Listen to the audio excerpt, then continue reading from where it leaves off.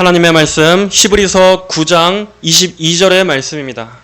히브리서 9장 22절. 율법을 쫓아 거의 모든 물건이 피로써 정결케 되나니 피 흘림이 없은즉 사함이 없느니라. 아멘. 자, 오늘은 구약의 제사에서 제단에 피를 뿌리는 의식이 가지는 의미에 대해 하나님 말씀을 증거하겠습니다. 하나님께서는 죄를 속하는 제사마다 반드시 피를 요구하셨습니다. 여러분, 한번 구약시대 때 성막 안에서 벌어지는 그 제사의 장면을 상상해 보십시오.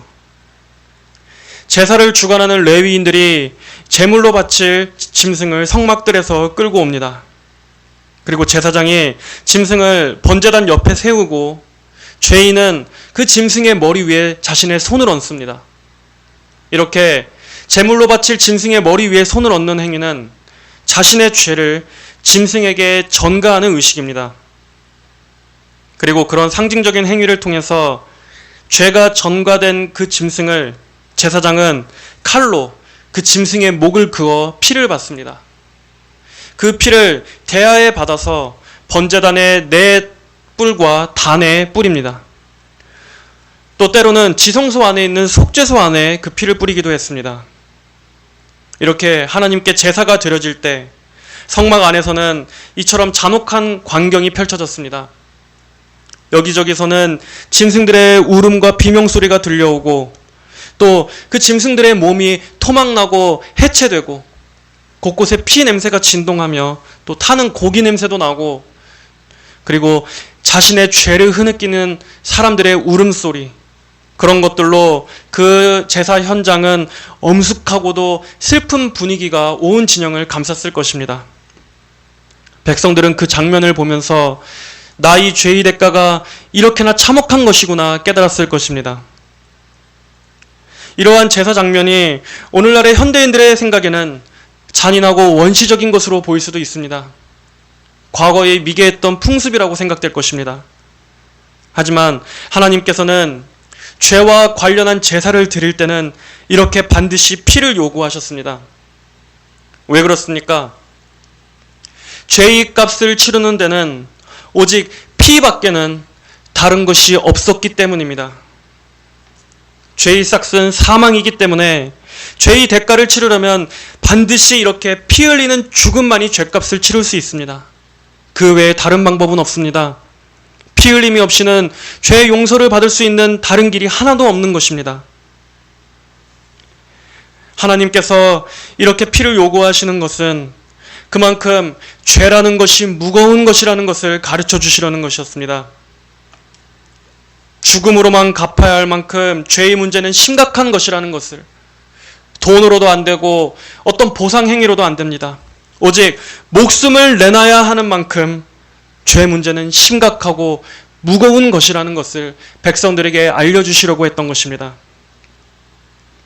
그렇다면 구약에서 제물에 피를 뿌리는 이 의식은 어떠한 의미였습니까? 먼저 첫째로 제단에 피를 뿌리는 것은 한 생명의 죽음이 집행되었다는 것을 하나님 앞에 보여드리는 행위였습니다. 피가 흘려지는 그 순간 이제 그 생명이 짐승 제물의 육체 안에서 떠나게 됩니다. 한 생명이 하나님 앞에 바쳐졌다는 것입니다. 죽었다는 것입니다. 예를 들어 어떤 사람이 빚을 졌습니다. 그렇다면 그 빚은 반드시 갚아줘야 합니다. 자신의 돈으로든 다른 사람의 돈으로든 그 빚은 반드시 갚아야 합니다. 죄의 빚도 마찬가지입니다. 모든 죄는 하나님 앞에서의 죄입니다. 하나님 앞에서 죄가 있다면 그 죄는 반드시 갚아줘야 되는데 오직 무엇으로만 갚아질 수 있는가? 생명으로서만 갚아질 수 있습니다. 제단에 피를 뿌림을 통해 한 생명이 죽음으로써 하나님 앞에 드려졌다는 것을 나타냅니다. 또 두 번째로 제단에 피 뿌리는 행위를 통해서 지금 뿌려진 이 피가 죄인을 대신해 죽었다는 사실을 증거해 줍니다. 죄를 지은 당사자인 죄인을 대신해 이 짐승이 피를 흘리고 죽었으므로 이 짐승의 희생을 곧 내가 죽은 것으로 간주해 주십사 하는 것입니다. 제물이 죄인 대신 죽었습니다. 그로써 내가 죽은 것으로 여겨지는 것입니다.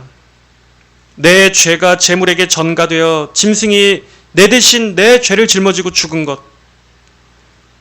하지만 그것은 잠시 덮는 것뿐이었습니다.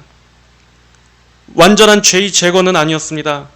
아무리 짐승이 피를 흘려 죽었다 할지라도 그것은 나의 죄를 잠시만 가려줄 뿐 완전히 죄를 없애주지는 못했습니다. 제사 후에 또 죄를 지으면 다시 제사를 드려야만 했고, 그때마다 수많은 짐승들이 나 대신 희생물이 되어야만 했습니다. 세 번째로, 제단에 피를 뿌리는 것은 하나님의 임재 앞에서의 속죄와 하나님과의 관계의 회복을 의미하는 것이기도 했습니다.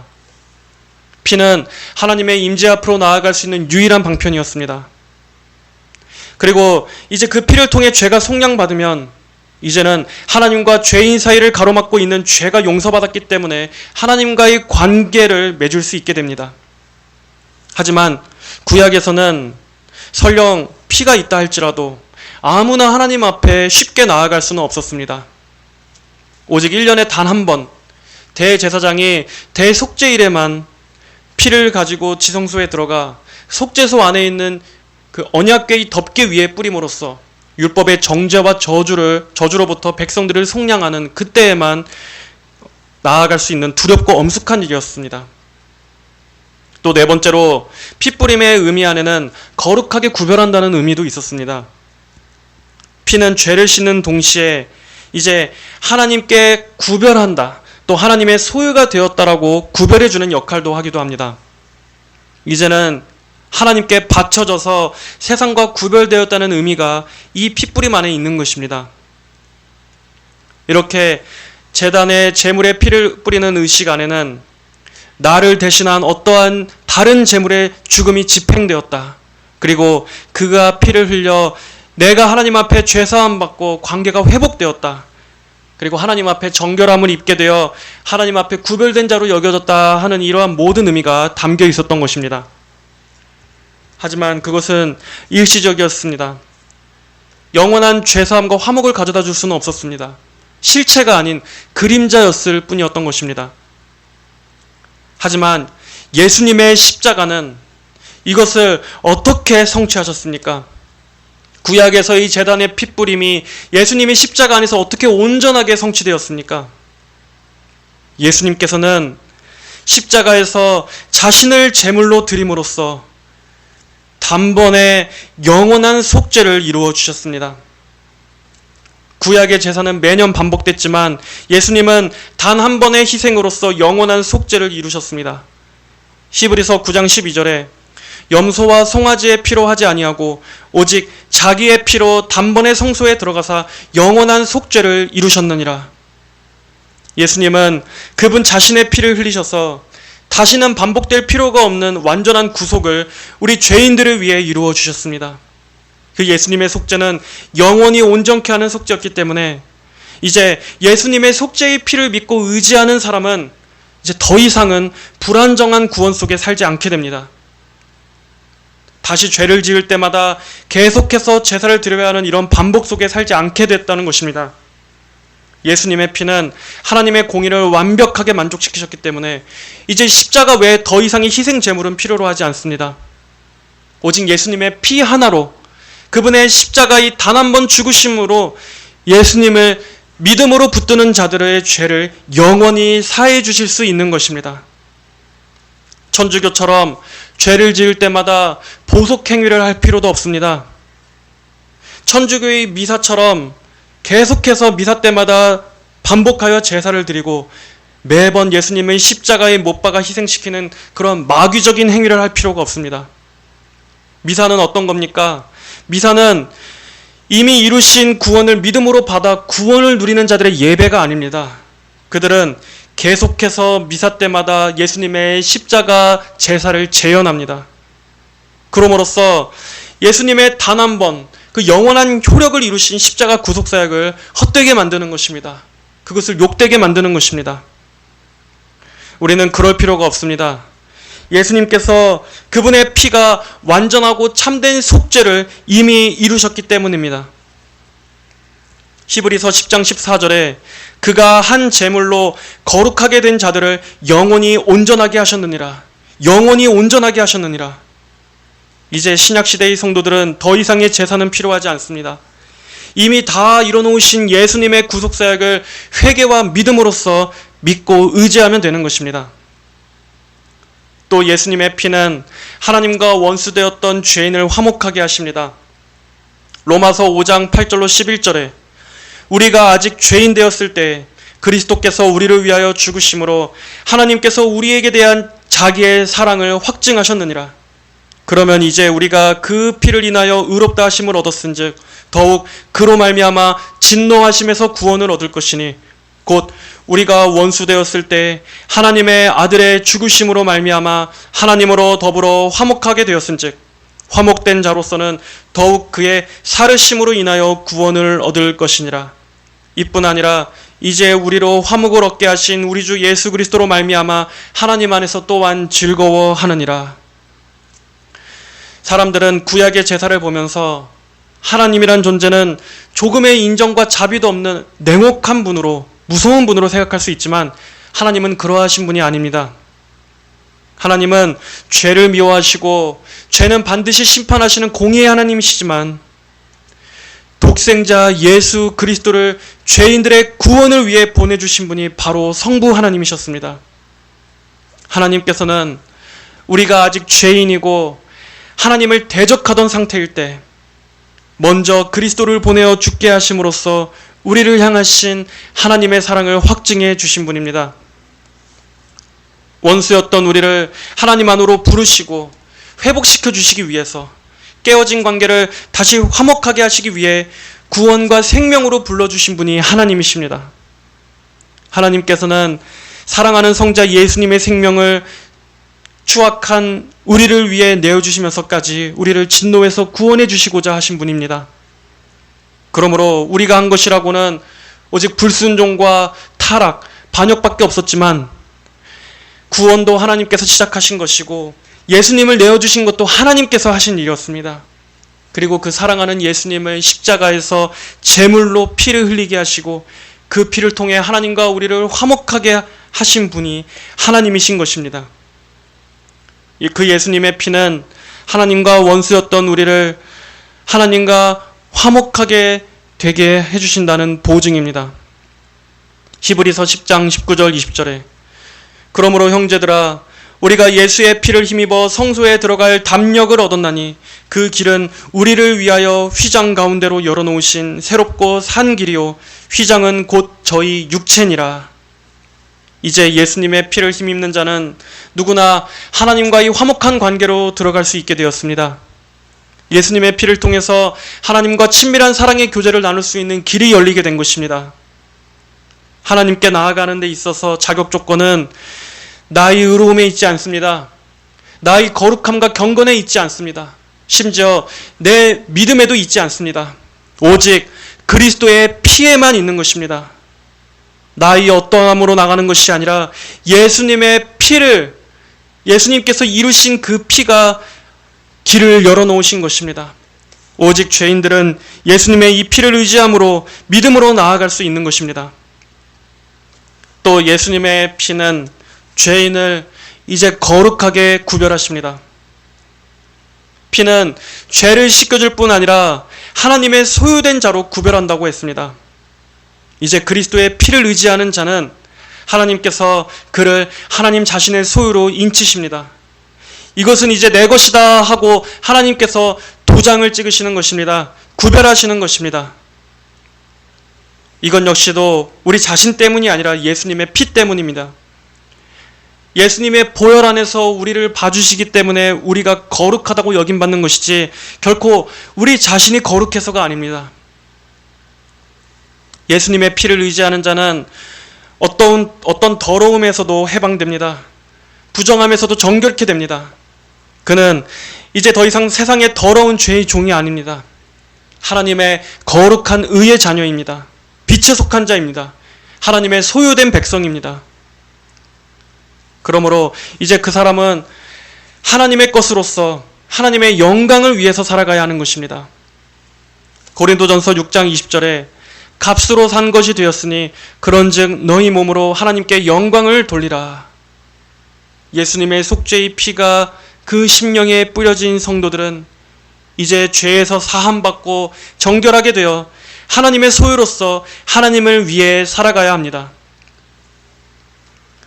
여러분, 구약의 짐승 제물의 희생은 일시적이었을 뿐 진정한 죄 용서와 화목을 가져다 주지는 못했습니다. 그러나 예수님의 십자가 속죄 사역은 우리에게 이렇게 완전한 구속과 정결함을 베풀어 주십니다. 그러므로 성도 여러분, 언제나 날마다 보혈을 의지하시기 바랍니다. 이 보혈의 능력을 신뢰하십시오.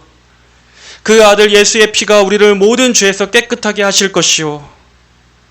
마귀는 우리의 죄를 예수님의 보혈보다 더 크게 보이게 만들어서 성도들을 그리스도의 피를 바라보지 못하도록 만듭니다. 그래서 계속해서 우리를 참소하고 정죄합니다.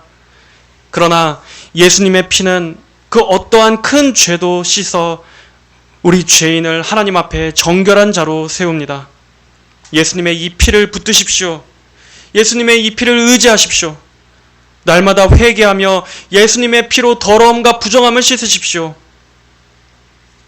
또 죄가 얼마나 무서운 것인지를 생각하면서 하나님의 아들께서 죽으셔야 할 만큼, 그 아들이 피를 흘리셔야 할 만큼 죄가 인간의 그 무엇으로도 해결할 수 없는 치명적이고 무서운 것이라는 것인지를 알고 항상 죄의 심각성을 기억하십시오.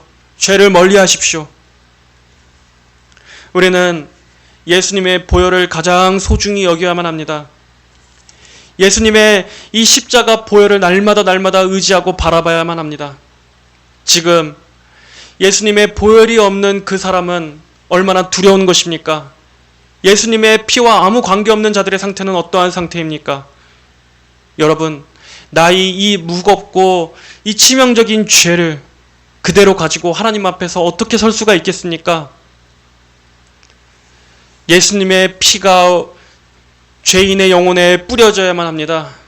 예수님의 피가 나의 심령, 내 삶에 뿌려져야만 합니다.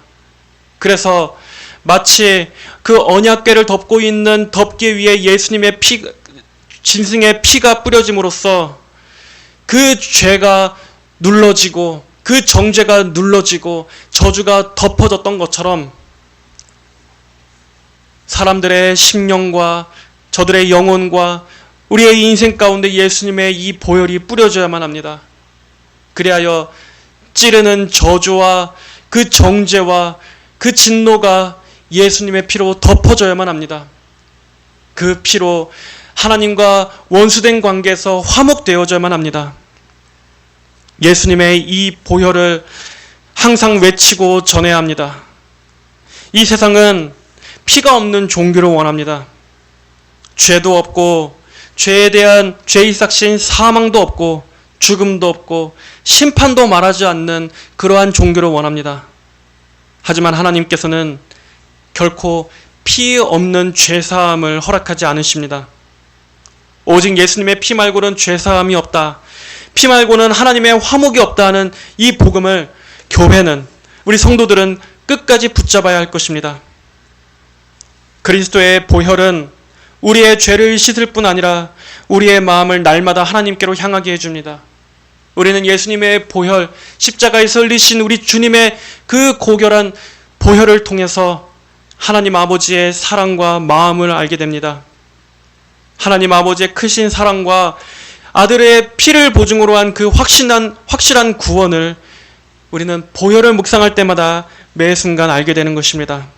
여러분, 날마다 예수 그리스도의 이 존귀하신 보혈, 나의 죄를 정결케 하시고 나를 하나님 앞에 화목되게 하시고 하나님의 자녀로 받아들이게 한 예수님의 그 완전하신 그 속죄를 항상 바라보면서 그 보혈을 믿고 의지함으로 신뢰하고 찬양하시는 모든 성도 여러분들이 되시기를 주님의 이름으로 축복합니다. 하나님 아버지, 예수님의 그 보혈을 날마다 우리의 마음에 품게 하여 주시옵소서. 보혈로 우리의 죄를 씻고 우리가 죄를 지을 때마다 항상 그 보혈의 샘으로 달려가 우리의 영혼을 담그며 그 안에서 더러워진 우리의 심령을 깨끗하게 씻으며 보혈을 믿고 자랑하는 저희들이 되게 하여 주시옵소서. 날마다 보혈을 통해 하나님의 구원을 찬송하며 자랑하며 사는 저희들이 되게 하여 주시옵소서. 감사드리며 살아계신 예수 그리스도의 이름으로 기도합니다. 아멘.